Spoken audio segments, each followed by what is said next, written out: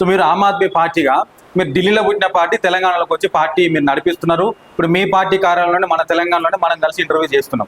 So మరి పవన్ కళ్యాణ్ కూడా తెలంగాణకు వచ్చి పోటీ చేస్తా అంటే తెలంగాణకు వచ్చి మాట్లాడుతా అంటే మీరెందుకు వ్యతిరేకిస్తున్నారు? బ్రదర్, నేను వచ్చేసి పార్టీ పెట్టినందుకు వ్యతిరేకించలేదు. తను ఆ రోజు ఏది తెలంగాణ ఆవిర్భావం దినోత్సవం రోజు జూన్ 2 రోజే నవనిర్మాణం అని చెప్పేసి ఆయన ఒక ప్రోగ్రామ్ కి పర్మిషన్ తీసుకున్నందుకు ఇయ్యలేదు. కాబట్టి తర్వాత మీ అయ్య జాగిరా తెలంగాణ మీ అయ్య జాగిరా అని చెప్పేసి మాట్లాడినందుకు మేము మాట్లాడాల్సి వస్తుంది. నువ్వు ఆల్రెడీ పార్టీ పెడతా ఆల్రెడీ పెట్టినావు. లాస్ట్ టైం ఎలక్షన్ లో నువ్వు పార్టిసిపేట్ చేసినావు, కంటెస్ట్ చేసినాక కూడా నువ్వు ఆపోజిషన్ లో ఉండి ఈ రోజుకి వచ్చేసి తెలంగాణ ఏర్పడి కూడా 13వ సంవత్సరం రన్ కాబోతుంది.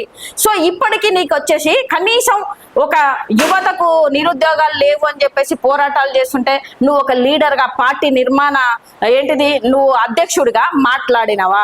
మాట్లాడలేదు. రైతులు వచ్చేసి యూరియా దొరకట్లేదు అని చెప్పేసి వాళ్ళు పడిగాపులు కాస్తున్నప్పుడు నువ్వు మాట్లాడు. హైడ్రా పేరుతో వచ్చేసి అమాయకుల ఇల్లు కూడా కూలగొడుతున్నారు. బడాబాబుల ఇల్లు వదిలేస్తున్నారు. ఆ రోజు మాట్లాడినవా? భూదాన్ భూముల ఖమ్మంలో వచ్చేసి అక్కడ జరిగిన భూదాన్ భూములు గుంజుకుంటున్నారు అని చెప్పేసి ఎంతో పెద్ద రచన. ఆ రోజు కూడా మా పార్టీ ఫస్ట్ ఆ రోజున కేసు పడింది మా పార్టీ మీద. మేము పోరాటం చేస్తే కొంతమంది పోయి మేము పోరాటం చేసినా అని చెప్పేసి చెప్పుకున్నారు. సో మా పార్టీ మేము అపోజిషన్ లో ఉన్నా అది ఢిల్లీ పార్టీ పవన్ కళ్యాణ్ పార్టీ అనేది మాకు సంబంధం లేదు. ఈ రోజున వచ్చేసి నువ్వు దేని మీద మాట్లాడినావు? అదే నువ్వు ఏమన్నావు? 11 రోజులు తెలంగాణ వచ్చినందుకు నేను అన్నం తినలేదు అన్నావు. అంటే నువ్వు తెలంగాణ ద్రోహివి అనాలా, లేకపోతే తెలంగాణ వచ్చినందుకు నీకు సంతోషంగా ఉందనాలా? మరి ఇదే పవన్ కళ్యాణ్ గతంలో కూడా ఒక ఇంటర్వ్యూలో మాట్లాడుతూ తెలంగాణ ఆంధ్రాన్ని విడగొడతారట. మరి నీ అభిప్రాయం ఏంటంటే విడగొట్టని ఎటుపోయినా భారతదేశం లోపలనే ఉంటది కదా, నాకేం అభ్యంతరం లేదన్నట్టు. మరి ఆ వ్యాఖ్యలు ఎందుకు పరిగణలోకి తీసుకుంటలేరు మీరు? నేనేమంటున్నా అంటే బ్రదర్, నువ్వు ఒక హీరోగా జనాలకు నువ్వు చెప్తే వింటారు. 10 మంది వినే పొజిషన్ లో నువ్వు ఉన్నప్పుడు ఏ విధంగా చెప్పాలి అని నువ్వు 11 రోజులు అన్నం తినలేదు అంటే జనాలు నేను దీనికోసమే అన్నా అని చెప్పేసి అర్థం చేసుకోరు. ఏమంటారు? మరి ఆ రోజున వచ్చేసి ఆంధ్ర విడిపోయినప్పుడు నేనేమంటున్నా అంటే నేను తెలంగాణనే ఫస్ట్ నన్ను ఆదరించింది ఒక హీరోగా, నేను ఇక్కడనే ఎదిగినా అని చెప్పేసి నువ్వు ఆంధ్రాకి వెళ్ళకుండా తెలంగాణలో ఉండకపోయినావు. తెలంగాణలోనే నీ పార్టీ నువ్వు కూడా ఉన్నది కదా, ఇక్కడ తెలంగాణలోనే పోటీ చేయకపోయినావు. ఆ రోజున తెలంగాణ విడిపోయింది, నన్ను వచ్చేసి మొత్తం ఇక్కడ బతకనియరు అని చెప్పేసి ఆంధ్రాకు పోయి నువ్వు అక్కడ పోటీ చేసుకున్నావు. ఓడిపోయినావు. నువ్వు ఓడిపోయినావు. పోయినసారి గెలిచినావు. అది కూడా ఉప ముఖ్యమంత్రిగా చేసినావు. ఉప ముఖ్యమంత్రిగా చేసిన తర్వాత అక్కడ నువ్వు ఏ పనులు చేసినావు? నీ పరిపాలన వచ్చేసి అన్ని చూస్తూనే ఉన్నాం కదా ఇక్కడ జరిగిన విషయాల్లో. మరి అది ఎంతవరకు జరిగింది అనేది ప్రజలందరూ చూస్తున్నారు. రాష్ట్రంలో తెలంగాణలో ఉండి నీ ప్రభుత్వం ఆపోజిషన్ లో ఒక్కసారి కూడా నీ కింద నాయకులు మాట్లాడలేదు, నువ్వు మాట్లాడలేదు, ఏ పోరాటాలలో కనబడలేదు, కనీసం ఒక్క వాయిస్ వినలేదు. పవన్ కళ్యాణ్ మాట్లాడితే భూదాన్ భూములలో గుంజుకునేటప్పుడు ఎట్లుండేది? జనాలకు వచ్చేసి అరే ఇట్లా మాట్లాడిండు, కరెక్ట్ మాట్లాడిండు, నా పార్టీ ఇక్కడ ఉందని చెప్పి జనాలు ఆలోచించేటోళ్ళు కదా. మరి ఎందుకు చేయలేదు? నిరుద్యోగాలు వచ్చేసి రోడ్ల మీద పడుతున్నప్పుడు ఉద్యోగాలు లేక మరి ఏం చేసినవయ్యా రేవంత్ రెడ్డి అని చెప్పేసి ఆపోజిషన్ లో ఉన్నప్పుడు నువ్వు ఎందుకు మాట్లాడలేదు? ఈ రోజు ఫ్యూచర్ సిటీ గురించి వచ్చేసి దాని గురించి ఎందుకు మాట్లాడలేదు? నీట్ పేపర్ లీకేజ్ అయింది, దాని గురించి ఎందుకు మాట్లాడలేదు? ఒకప్పుడు వచ్చేసి హిందీ వద్దు తెలుగు ముద్దు అన్నాడు. మళ్ళీ వాళ్ళ సంఖ్యనే నాకదికి పోయినావు కదా, నీకు కూటమి ఉంటేనే నీతో చాతనైతుంది. మరి నార్మల్ గా ఒంటరిగా నువ్వు పోరాడి గెలవలేవు అనుకున్నావు, కూటమిలో చేరినావు. అది కూడా ఏ కూటమిలో చేరినావు?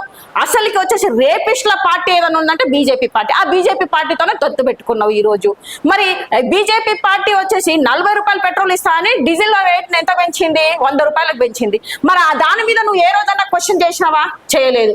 డాలర్ రేటు 60 రూపాయలు ఉన్నప్పుడు వచ్చేసి నేను సిగ్గుపడుతున్నా అని చెప్పేసి మోడీ గారు అన్నారు దేశంలో పుట్టినందుకు. మరి ఈ రోజు వచ్చేసి 96 దాటిపోయినప్పుడు మరి మోడీ గారు మరి ఈ రోజున సిగ్గుపడట్లేదా అని చెప్పేసి ఎందుకు అడగలేదు? ఆ రోజు 50,000 కోట్ల అప్పు ఉన్నప్పుడు నువ్వు 60 రూపాయలు పెట్రోల్ ఉన్నది, గ్యాప్ ఎంత ఉన్నది? 40 రూపాయలు ఎక్స్ట్రానే వసూలు చేసినావు. అంటే దేశం మొత్తం మీద ఎంత వసూలు చేసి ఉంటావు? నువ్వు అప్పు తీర్చాలి కదా దేశ అప్పు. ఇప్పుడు 250,000 లక్షల కోట్ల అప్పు ఉన్నది. మరి అప్పు తీర్చలేదు. ఇటు సైడ్ వచ్చేసి బాగా రేట్లు నిత్యావసర ధరలన్నీ పెంచినావు, గ్యాస్ రేట్లు అన్ని రకాలుగా పెంచి మరి ఈ సొమ్మునంతా ఎవరికి అంటబెట్టినావు అని చెప్పి మేము అడుగుతున్నాం. అంటే అదాని అంబానీని బ్రతికించడానికే నువ్వు పాలిటిక్స్ లో అంటే ప్రధాని మాత్రమే అయినవా? ఏం చేసినావు అని చెప్పేసి ఈ రోజు క్వశ్చన్ రాదా? ఏంటిది మేము వచ్చేసి సబ్కా వికాస్ అంటే ఎవరి వికాస్ అవుతుంది? ఇద్దరు వికాస్ అవుతుంది. అదాని అంబానీ వికాస్ అవుతుంది. ఈ రోజున ఎందుకు మొత్తం దేశం మొత్తం అప్ అయిపోయి మొత్తం ఆర్థిక వ్యవస్థ పడిపోయిందంటే దేని వల్ల? రోజు మొన్న వచ్చేసి నువ్వు హైదరాబాద్ లో ఏది వచ్చినావు, మోడీ గారు వచ్చే బంగారం కొనొద్దు అన్నాడు. ఆ రోజే మేము కూడా ఖచ్చితంగా కాన్వాయ్ని అటాక్ చేసింది మా పార్టీనే. ఎందుకు మోడీ గారు మీరు వస్తున్నారు, మీ సంకన్నే రేపిస్టుని పెట్టుకొని ఈ రోజున తెలంగాణని ఇంకేం చెప్పడానికి వస్తున్నావు? తెలంగాణకి ఇచ్చింది గుండు సున్నా మీరు, మరి గుండు సున్నా ఇచ్చిన తర్వాత ఇంకా ఏ ముఖం పెట్టుకొని వస్తున్నావు మోడీ అని చెప్పేసి మేము అడగడానికే మేము కాన్వాయ్ని అడ్డుకోవడం కూడా జరిగింది మా పార్టీ తరఫు నుంచి. ఆ రోజు యువత అని మాట్లాడింది కూడా నేనే. సో నేనేమంటున్నా అంటే ఈ రోజున ఇవన్నీ చేసిన మోడీ పోతాడు మళ్ళా పోయి ఏది 15 crores lakhs వచ్చేసి బంగారం అమ్మేస్తారు. ఆ బంగారం ఎవరిది? రిజర్వ్ దాంట్లో ఉన్నది, ఆర్బీఐలో ఉన్నది, ఎల్ఐసి తరఫున వచ్చినాయి. మరి ఇవన్నీ ఎవరి పైసలు? జనాలే కదా. మరి ఎవరి కోసం అమ్మినాం? అదాని కోసం. అదాని వచ్చేసి అక్కడ అమెరికాలో ఇన్వెస్ట్మెంట్ చేయడానికి అమ్మేసినాం. అంటే ప్రజలు ఇక్కడ ముఖ్యమా, నీకు జనాలు ముఖ్యమా? ఈ రోజు నువ్వు అధికారంలోకి వచ్చిన తర్వాత, బీజేపీ ప్రభుత్వం అధికారంలోకి వచ్చినాక రేపులు ఏమైనా తక్కువైనాయా, లేకపోతే కరప్షన్ ఏమైనా తక్కువైందా? సబ్కా వికాస్ అన్నావు, 2 కోట్ల ఉద్యోగాలు అన్నావు, ఎవరికి ఇచ్చినావు? ప్రభుత్వ సంస్థలన్నీ ప్రైవేటీకరణ చేసినావు కదా. మరి ఎలా జాబులు ఇస్తావు?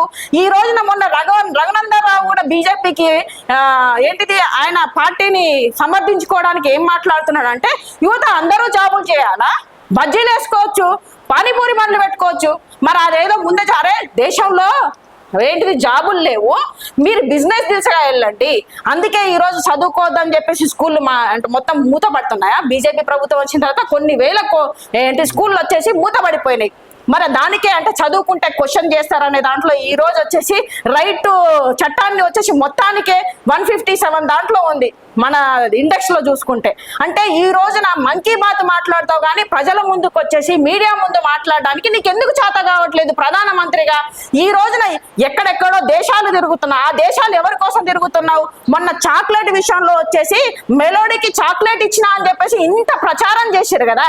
మోడీ వచ్చేసి దగ్గినా వచ్చేసి అన్ని కెమెరాలు పెట్టేసి ఒక సినిమాను షూట్ చేసినట్టు చేస్తారు. మరి మోడీ 2.4 బిలియన్ ఏంటిది క్రోర్స్ వచ్చేసి ఇక్కడ మన పెట్టుబడులను ఆపిరు. ఆ రోజు రష్యాకు వెళ్ళింది దానికోసమే ఆపిరు. కాబట్టి అది ఎందుకు ప్రచారం చేయలేదు? ఓన్లీ మెలోడీ గురించి చాక్లెట్ పెట్టుబడులను ఆపినందుకు వార్త వచ్చిందా? ఇప్పటిదాకా రాలేదు. రేది మన ఒక అతన్ని హక్ చేసుకోవడానికి పోతాడు, అతన్ని అక్కడికి ఎందుకు పోయిండు? తను అక్కడ వచ్చేసి అదాని కంపెనీ వచ్చేసి బ్లాక్ లిస్ట్ లో పెట్టిండు కాబట్టి దానికోసం మాట్లాడడానికి పోయిండు. మరి ఎక్కడికి పోయినా కానీ నువ్వు ఏం జరుగుతుందో అనే దానికి జనాలకు చెప్పాలి కదా. నీతో పాటుగా సటన్ ఏంటిది ఒక మీడియా ఛానల్ తీసుకుపోయి నువ్వు నిజంగానే పెద్ద ఎత్తున దేశానికి పెట్టుబడులు తీసుకొస్తున్నావు, దేశాన్ని ఉద్ధరిస్తున్నావు అంటే మీడియా వాళ్ళతోని నువ్వు చెప్పించాలి.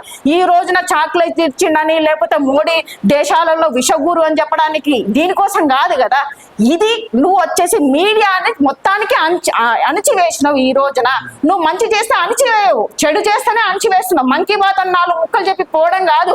ఈ రోజున బీజేపీ ప్రభుత్వంలో అంటే కాంగ్రెస్ ప్రభుత్వంలో ఉన్న వాళ్ళందరినీ ఈడీ సిబిఐలు ఉపయోగించేసి వాళ్ళందరినీ తీసుకొచ్చి మళ్ళీ నీది ఎంత మొన్న కూడా నీకేంటిది మన పశ్చిమ బెంగాల్ ఎలక్షన్ లో వచ్చేసి మమతా పక్కన ఉన్నప్పుడు ఆయన వచ్చేసి అక్రమాలు చేసిండని చెప్పేసి ఆయన అరెస్టులు చేసారు, తీసేసారు. ఈ రోజున తననే తీసుకుపోయి మళ్ళీ ముఖ్యమంత్రి చేసిండు బీజేపీ ప్రభుత్వంలో. అంటే మీ పార్టీలోకి రాగానే మొత్తం క్లీన్ షీట్ అయిపోతుందా? అంటే మీ పార్టీలో కనీసము ఎంతో ఈ రోజుకు డేటా అనేది ఇప్పటిదాకా కరెక్ట్ గా ఇవ్వలే. కానీ దగ్గర ఈ ప్రభుత్వం వచ్చిన తర్వాత 50,000 నుంచి 1,00,000 లోపలనే అమ్మాయిలు మిస్సింగ్ అయ్యారు. మొన్నటికి మొన్న ఢిల్లీలో కూడా చూసుకుంటే ఏది మా జనవరిలో అనుకుంటా 15 రోజులలో 800 అమ్మాయిలు మిస్సింగ్ అయ్యారు. అందులో చిన్నపిల్లలు ఉన్నారు, పెద్దవాళ్ళు ఉన్నారు. సో వీటి మీద చర్యలు తీసుకున్నారా? అంటే మీ పార్టీలోకి వచ్చి ఎవరన్నా రేపులు చేస్తే అది బాబాలైనా బురిడి బాబాలైనా ఇంకెవడైనా ఏది ఇటు సైడ్ చూసుకుంటే ప్రజ్వల్ రేవన్న కానీ బ్రిజ్భూషణ్ సింగ్ కానీ ఇంకా మొన్న కూడా కొన్ని వీడియోస్ కూడా మనం చేసినాం. ఒక లేడీని వచ్చేసి ఉరికిచ్చేసి బీజేపీ నాయకుడు వచ్చేసి రేప్ చేస్తుంటావు. ఇలాంటి వీడియోలు బయటకు వస్తే మరి వాళ్ళని అరెస్ట్ చేసిన తర్వాత నువ్వు బయటకు వస్తుంటే దండలేసి ఆరాధనలు పెట్టుకు తీసుకొని వస్తున్నావు. మొన్న ఏంటిది మన యూపీ అనుకుంటా ఏది ఒక బ్రాహ్మణుడు వచ్చేసి ఒక అమ్మాయిని రేప్ చేసిందని చెప్పేసి రేప్ చేసిన వానికి సపోర్ట్ ఇచ్చుకున్నట్టు సప్పట్లు కొడుతున్నాడు వాడిని కాపాడుకోవడానికి కొంతమంది జనాలాడ. మరి నువ్వు ఏం చేస్తున్నావు? ఈ వ్యవస్థను ఏ విధంగా కాపాడుతున్నావు? బేటీ బచావు అంటే ఇదేనా? రేపులు చేసి అమ్మాయిలను రేపు చేస్తే మేము కాపాడుకుంటా మా పార్టీలో చేర్చుకోవడం అనేది బేటీ బచావో బేటీ పడావో అనుకుంటా మొత్తం దేశంలో స్కూళ్ళన్నీ మొత్తం మూసిపిస్తున్నావు. ఈ రోజు సనాతన ధర్మం అనుకుంటా నువ్వేం చేస్తున్నావు? ఈ రోజు ఎందుకు నీ దేశం అనేది నీ చేతుల్లోనే ఉంది కదా. ఏంటిది పుల్వామా దాడులను ఏ విధంగా జరిగినాయని ఇప్పటిదాకా రిపోర్ట్ ఎందుకు ఇవ్వలేకపోయినావు? అదే పహల్గామా దాడులు జరిగినాయి, అంతమంది 26 మంది చనిపోతే ఇప్పటిదాకా దాని రిపోర్ట్ ఎందుకు తీయలేకపోయినావు? మరి ఈ దేశం అనేది నీ చేతుల్లోనే ఉంది. హోమ్ మినిస్టర్ అమిత్ షా చేతిలో ఉంది. ఏమన్నా అంటే ఏమంటారు, పాకిస్తాన్ వాళ్ళు జొరబడ్డారు, టెర్రరిస్టులు జొరబడుతున్నారంటే అరే పోలీసు వాడే వచ్చి ప్రజలు మనము ఇబ్బందులు అయితే మనకు ప్రాబ్లం అయితే దొంగలు జొరబడితే అరే దొంగలు వచ్చిర్రా కాపాడు అని చెప్పేసి పోలీసు వాళ్ళ దగ్గరికి పోవాలా. పోలీస్ ఎవరు? అమిత్ షా గారు.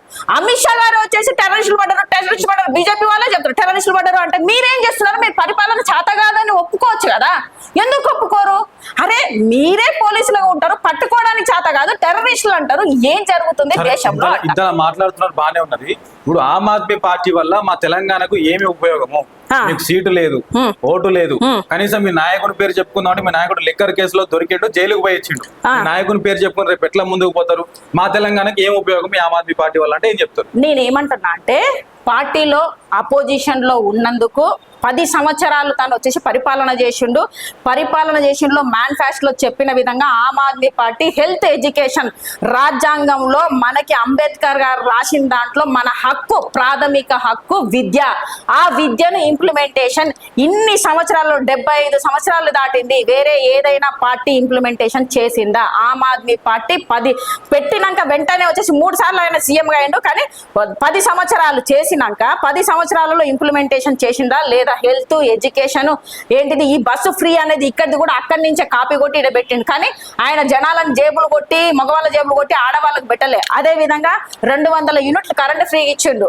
అక్కడ వచ్చేసి ఇంటింటికి వెళ్ళి అంటే కొంతమంది జాబర్స్ ని పెట్టేసి కనీసం ఆధార్ కార్డు కావాలా, గవర్నమెంట్కి ఏదైనా సంబంధించిన ఏంటిది సదుపాయాలు కావాలి అంటే ఇంటింటికి పోయి పంపించిండు. ఈ రోజున మీ సేవకు పోయినా లేకపోతే ఏంటిది మన ఆఫీసర్ చుట్టూ తిరిగినా కూడా మున్సిపల్ ఆఫీసో ఏదో ఒక ఆఫీస్ ఎంఆర్ఓ ఆఫీస్ చుట్టూ తిరిగితే ఏంటిది రోజుల తరబడి నెలల తరబడి తిరగాల్సి వస్తుంది, కానీ ఒక్క గంటలోనే పని చేపించిండు. అలాంటి వ్యవస్థను అక్కడ క్రియేట్ చేసి ఈ రోజున వచ్చేసి నేను దేశం మొత్తం వచ్చేసి ప్రధానిగా ఉన్నా, కనీసం నేనున్న ప్లేస్ లోనే ఈ రోజు ఢిల్లీలో వచ్చేసి నేను నా ప్లేస్ ఇది ఇక్కడ లేదు అనే ఒక ఏంటిది అహంకారంతో సామభేద దండోపాయాలు ఉపయోగించి ఈ రోజు ఈడీ సిబిఐని ఉపయోగించుకొని నువ్వు ఆయన లిక్కర్ కేసు అనేసినావు. ఏమైంది? ఆధారాలు దొరికినాయా? ఆధారాలు లేవని చెప్పి కోర్టు కొట్టేసిందని అందరు చూస్తున్నాం కదా.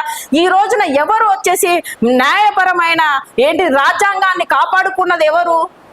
అరవింద్ కేజ్రీవాల్ గారు, ఆమ్ ఆద్మీ పార్టీ కాపాడుకున్నారు. ఇదే విధంగా పంజాబ్ లో కూడా మాకు అక్కడ కూడా సేమ్ 800 మంది మన రైతులు చనిపోయారు. ఆ రోజున రైతులకు భరోసా ఇస్తా అన్న ఈ బీజేపీ ప్రభుత్వం ఇవ్వలేదు, కానీ మా ప్రభుత్వం భరోసా ఇచ్చి ఈ రోజు పంజాబ్ లో వచ్చేసి రూలింగ్ లో ఉండి హెల్త్ ఎడ్యుకేషన్ రైతులకు సమస్యలు లేకుండా ఎన్నో రకాలుగా ఇక్కడ 300 కరెంటు యూనిట్స్ కూడా ఇచ్చారు.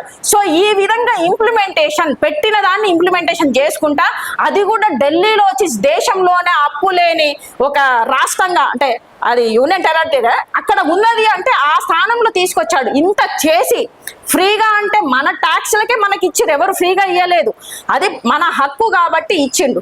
దాన్ని కూడా కనీసం అప్పు లేని రాష్ట్రంగా తీర్చిదిద్దిండు అంటే అది అరవింద్ కేజ్రీవాల్ వల్లనే అయింది. ఆ తర్వాత నెక్స్ట్ ఇప్పుడు తెలంగాణలో మీ స్టాండ్ ఏంటి? ఆమ్ ఆద్మీ పార్టీ ఏం కార్యక్రమాలు చేయబోతున్నది? మీరు తెలంగాణ ప్రజలకు ఏం చెప్పబోతున్నారు ఆమ్ ఆద్మీ పార్టీ నుంచి? మేము ఆపోజిషన్ లోనే ఉన్నామన్నా మేము పోరాడేది ఇప్పటిదాకా హెల్త్ ఎడ్యుకేషన్ మన హక్కు. ఈ రోజున హెల్త్ ఎడ్యుకేషన్ వల్ల మన ప్రజల నడ్డి ఎలా విరుగుతుంది? రోజు రోజుకు స్కూల్ ఫీజులు కానీ ప్రతి ఒక్కటి ప్రభుత్వ స్కూళ్ళను మొత్తం బంద్ చేస్తున్నారు, ప్రైవేట్ స్కూళ్ళను వచ్చేసి ఆదరించుకుంటే ఈ రోజు ప్రైవేటీకరణ అయిన ఈ విద్యను నిషేధించాలి. మనకు కావాల్సింది ప్రభుత్వ ఉద్యోగం, మన ట్యాక్స్లకు రిటర్న్ ఏదైనా ఇవ్వాలి అంటే అది విద్య వైద్యం. ఎందుకంటే మనం హెల్త్ బాగుంటే ట్యాక్సులు కడతాం, పనులు చేసుకొని, అదే విధంగా యువత చదువుకుంటేనే ఏంటిది జాబులు చేసుకొని ట్యాక్సులు కడతాం. ఇది ఇవ్వాల్సిన బాధ్యత వచ్చేసి ప్రభుత్వాలకు ఉంది.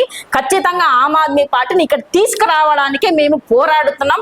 ఈ రోజున వచ్చేసి ఈ ప్రభుత్వం వచ్చిన దగ్గర నుంచి ప్రతి దాంట్లో ఏంటిది నిరుద్యోగులకు కానీ, భూదాన్ భూములలో కానీ, ఏంటిది మన ఫ్యూచర్ సిటీ ఫార్మసీ దాంట్లో కానీ, భూములలో కానీ, ఈ రోజున నీట్ పేపర్లో కానీ ప్రతి దాంట్లో వచ్చేసి పోరాడుకుంటా రోడ్డు మీదకి వస్తున్నది పార్టీ. మా పార్టీ ఇక్కడ మాకేముందన్న, ఇప్పుడు నేను ఒక ఆడదానిగా ఉన్నా, హ్యాపీగా పెళ్లి చేసుకొని సంపాదించుకొని ఉండొచ్చు ఆయన, లేకపోతే నేను బిజినెస్ చేసుకొని హ్యాపీగా ఉండొచ్చు, నేను సినిమా ఫీల్డ్ లో ఉన్నాను సంపాదించుకొని ఉండొచ్చు. నాకేం అవసరం ఉందని వస్తున్నా. ఈ రోజున నాకు చదువుకొని నేను వచ్చేసి చూసిన ఇంప్లిమెంటేషన్ చేసిన ఏదైనా పార్టీ ఉంది. మన రాజ్యాంగంలో మనకి ఇవ్వాల్సిన ప్రాథమిక హక్కు హెల్త్ ఎడ్యుకేషన్ ఏ పార్టీ ఇస్తున్నదంటే ఆమ్ ఆద్మీ పార్టీ. మీరు గూగుల్లో అడిగినా కూడా ఆమ్ ఆద్మీ పార్టీ ఇంప్లిమెంటేషన్ చేసింది, కేజ్రీవాల్ గారు చేసిరు అని చెప్తారు. దానికోసమే తెలంగాణలో మనకు మన నీళ్లు నిధులు అని చెప్పేసి నియామకాలు అని చెప్పి బంగారు తెలంగాణ తెచ్చుకుందాం అని చెప్పేసి మనకు వచ్చి 13 సంవత్సరాలని ఈ రోజుకు ఇంప్లిమెంటేషన్ ఈ పార్టీ చేయలేదు. కాబట్టి మా పార్టీ ఈ రోజు పోరాడుతుంది. నేను వేరే పార్టీలో జోలికి పోవట్లేదు, నాకు అవసరం లేదు. ఈ పార్టీ ఇస్తుంది కాబట్టి ఈ పార్టీని ఎంచుకున్నా. హెల్త్ ఎడ్యుకేషన్ ఇక్కడ కావాలి, ఇక్కడ రావాలి, అప్పుడు తెలంగాణ ప్రజలకి బడ్డెన్ తగ్గుతుంది, మన తెలంగాణ బాగుపడుతుంది అనే ఉద్దేశంతోనే మేము ఆమ్ ఆద్మీ పార్టీని ఇక్కడ తీసుకొస్తాము. 100% మీకు దమ్ముందా పైసలు లేకుండా ఓట్లు వేయడానికి? అది మేము తీసుకురావడానికి ఇక్కడ రెడీగా ఉన్నాము. Thank you madam, all the best. చూస్తున్నాం కదా, పవన్ కళ్యాణ్ కూడా ఇప్పుడు తెలంగాణ ఏర్పడి 12-13 సంవత్సరాల నుంచి రాని పవన్ కళ్యాణ్ ఇవాళ తెలంగాణకు వచ్చి నేను ఆ సమస్య మీద మాట్లాడతా, ఈ సమస్య మీద మాట్లాడతా అంటే ఇక్కడ వినడానికి ఎవరు కూడా సిద్ధంగా లేరు తెలంగాణ వాదులని చెప్తూనే రాబోయే రోజుల్లో ఆమ్ ఆద్మీ పార్టీ గతంలో కేజ్రీవాల్ ఎట్లయితే ఉచిత విద్య, ఉచిత వైద్యం మీద చాలా సంస్కరణలు తీసుకొచ్చిండు, ఇవాళ తెలంగాణ రాష్ట్రంలో కూడా ఆమ్ ఆద్మీ పార్టీ అట్లానే పోరాడుతూ ఉన్నది. ప్రధాన ప్రతిపక్షంగా మేము నిలవబోతూ ఉన్నాము. ఆమ్ ఆద్మీ పార్టీ తీసుకొచ్చినటువంటి సంస్కరణలు ఏవైతే అవి కూడా రేపు రాబోయే రోజుల్లో తెలంగాణ రాష్ట్రంలో తీసుకురావడానికి మేము కూడా సిద్ధంగా ఉన్నామని చెప్పేసి చెప్తా ఉన్నటువంటి పరిస్థితి. కెమెరామెన్ ప్రవీణ్ తో ఉదయ్, విశ్వం TV, Aam Aadmi central office, Hyderabad.